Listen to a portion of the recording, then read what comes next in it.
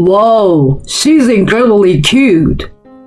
We just heard my best friend had her baby, so my husband and I headed to the maternity ward. The newborn was so tiny. It really made me appreciate the miracle of life. But inside, I was filled with a mix of emotions. I'm sorry, little one. You are so adorable. But things might get tough soon. Back in my friend's room, my husband couldn't stop smiling and said, Seriously, wasn't that baby just the cutest? My friend beamed a thankful smile at his words. Then, he turned to me, still smiling. Right, Sandra? Babies are just adorable. Yeah, they are. Especially when they look just like you. What? Suddenly, my husband and friend looked stunned. That's when I decided to drop the bombshell. I'm Sandra, 29 years old. I studied economics in college, and now I'm working at my parents' company. We have been running the company since my grandpa's time, and my dad's the current CEO. The plan is for my husband Frank to take over someday. I met Frank about 4 years ago. He was a client of our company, but we rarely crossed paths. Then, through a work project, we clicked. Being the same age, it was easy to talk and share ideas. As a CEO's daughter, people often kept me at arm's length, so his normal treatment of me was a breath of fresh air. Sandra, for a CEO's daughter, you don't act all high and mighty. He told me that before we got together. Most would take that as a backhanded compliment, but I was just glad to be seen as an equal, a regular employee. That's a first for me, but thanks. Thanks? Aren't you supposed to get mad at a comment like that? I've always wanted to be seen as just another employee, not the CEO's daughter, so... Well then, I guess I'm doing something right. Yes, you are. After that, things with him progressed quickly. We naturally started dating, and on our second anniversary, he proposed. I never thought I'd get married so fast. I was surprised, but ecstatic. I immediately told my best friend Lisa. Lisa, this is crazy. What do I do? I just got proposed to. Seriously? That's amazing. I still can't believe it. Am I really good enough? Stop it. He proposed because he loves you. Duh. Lisa and I go way back to middle school. She never treated me differently, even knowing my parents are CEOs. She's always been straightforward with me, not weird or overly friendly because of my family's status. I told her first about dating Frank. We've all hung out a few times since, and she's always liked him. It's great to see your close ones get along. She was genuinely happy about my engagement. It's been 2 years since our wedding. We don't have kids yet, mainly because we are not intimate much. Frank's company seems really busy, and he often works late. My job is more laid back, so I'm usually home by dinner time. After I get back, it was basically my job to prepare dinner. I was making dinner one night when Frank called. He sounded sorry as he said, Sorry, Sandra. I'll be late again. I don't need dinner tonight. But I've already started cooking. I'm really sorry, but you know how it is. I can't leave the office. Why not just eat when you get home? No, I will grab something with the team. Gotta treat them as their boss. And I need to work hard now to be ready to take over your dad's company. I get that, but... Anyway, that's the deal. Don't wait up for me. He hung up before I could say anything else. With the dial tone ringing, my frustration mounted. What's with that attitude? He could have told me earlier about dinner. And why did his overtime suddenly spike after we got married? He used to come home early when we were dating and newly married. But this past year, he's been coming home way later, and we hardly see each other on weekdays. I want kids soon, but that's not even a thought for him right now. On weekends, he just sleeps or goes out by himself. We barely have any couple time, and my unhappiness just keeps piling up. Then one day, Lisa reached out, and we planned to catch up. Waiting at our usual cafe, she showed up a little late. Sorry I'm late. Things were chaotic at home. No worries. I've been dying to talk to you. What's up? Something good? The opposite. Frank and I just ain't clicking lately. Really? It's not like you to talk that way about him. I had never badmouthed him before, but now I just can't help but vent about his attitude. It's sad that even meeting up with my best friend is overshadowed by this, so I quickly shifted the focus to her. How have you been? You called me out of the blue, so I thought maybe something was up. Actually, yeah, there's something I've been wanting to tell you. What is it? Don't tell me you got a boyfriend? Well, actually, I'm pregnant. What? My mind was racing. Her news had completely thrown me for a loop. What do you mean? You don't even have a boyfriend, and now you're pregnant? But looking closer, I could see her belly was indeed showing. Seeming to guess my thoughts, she quickly smiled and started explaining. Sorry for the shock. I'm 30 weeks along now. What? You're in your third trimester already? Who's the father? About the father, well, we're not planning to get married. What do you mean? You know who the father is, right? Yeah, but it's complicated. We're not getting married, but he's agreed to pay child support, so it's okay. If that's what you want. I didn't want to butt in, but raising a child alone, even with child support, isn't easy. If she knows who the father is, and they care for each other, wouldn't it be better to be together? I couldn't help but think that. But she must have thought this through. If she decided to raise a child alone, I would support her. Criticizing her or giving unsolicited advice now would only make her anxious. Confident in my decision, I smiled and took her hand. Lisa, you've made up your mind, right? Yeah.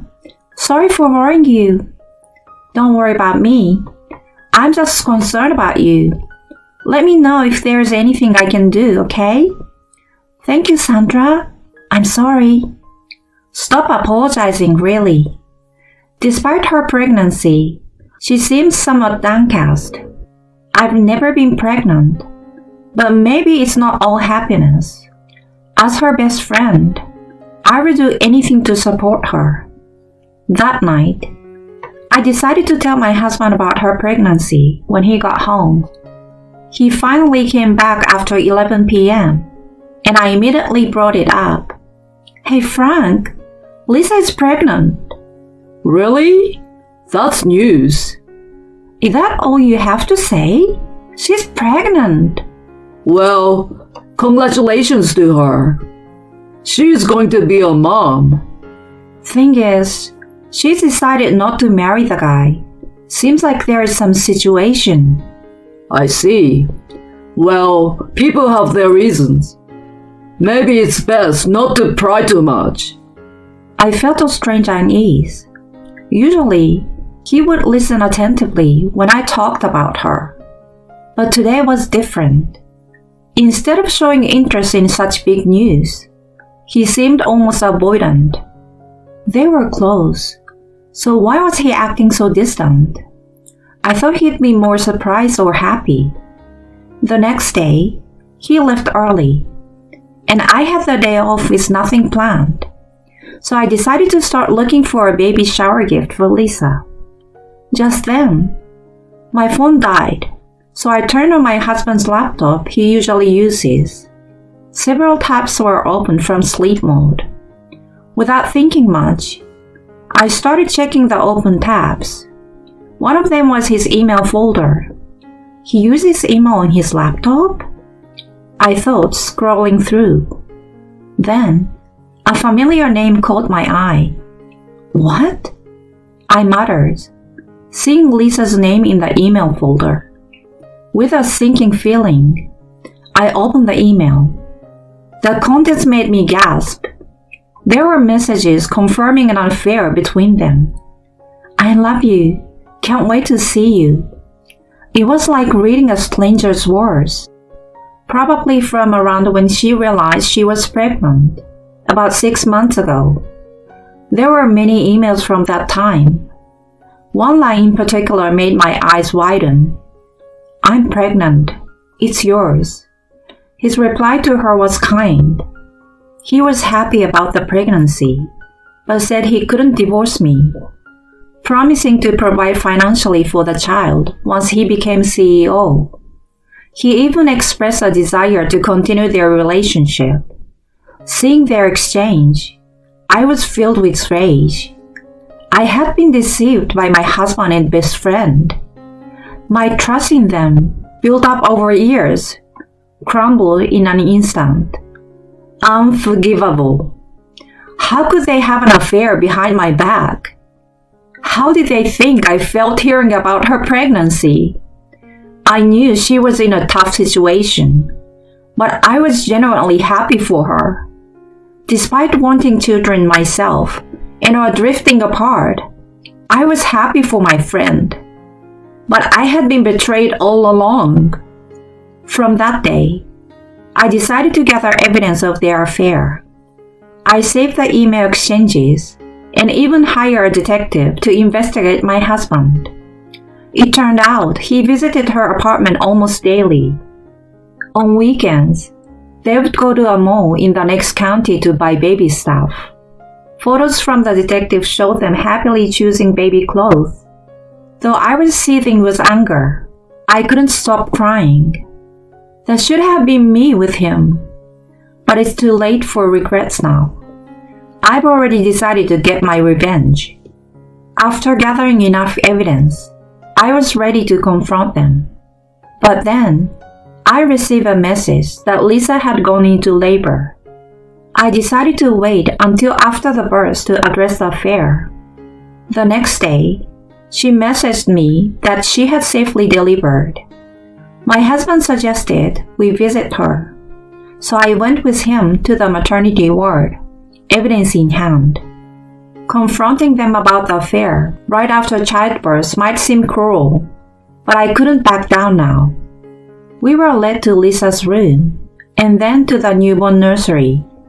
She pointed out her baby among several others. That's my baby girl. She's a bit on the small side. Oh, she's really cute. You did great, Lisa.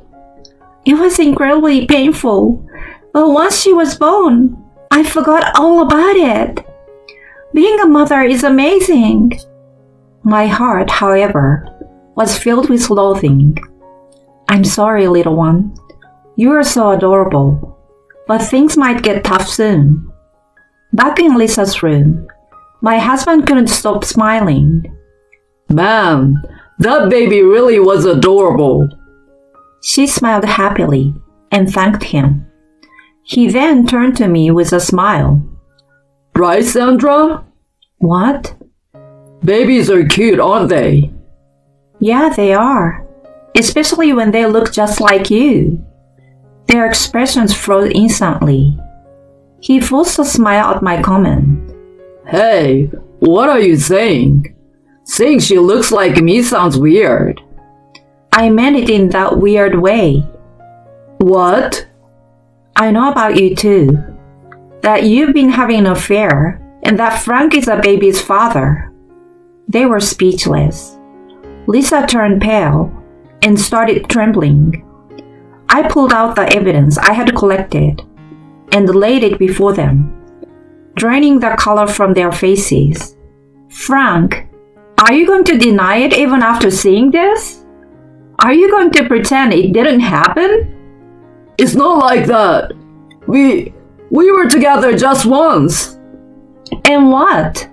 Even if that's true, the fact remains she got pregnant from that one time, right?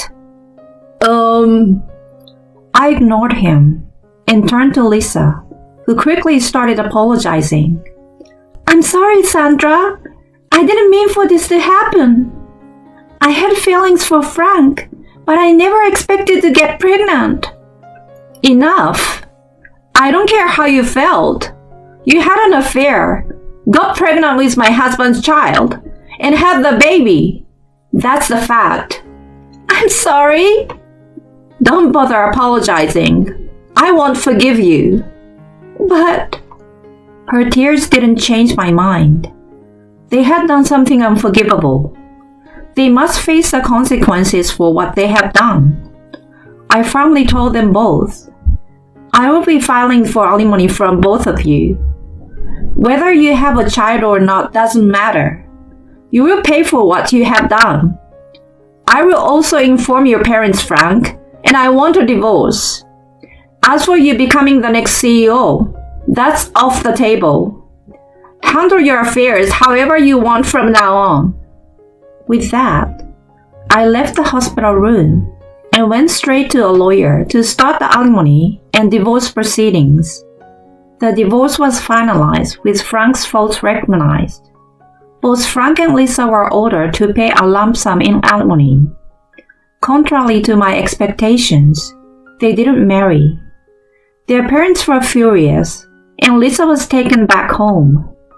She now works day and night to pay off the debt incurred from the alimony, and her parents are looking after the child. Frank had been neglecting his work at the company. Assuming he'd soon resign and became isolated within the company. There is no prospect of promotion for him now, and he's viewed unfavorably by his colleagues. They haven't met since the incident. It's a fitting consequence for their actions. I feel nothing but schadenfreude. As for me, I'm diligently working every day. After the divorce, I became the candidate for the next CEO, striving to meet the expectations around me. I want to repay my parents through my work for all the worry I caused them. Marriage isn't everything. I will find my own way to happiness.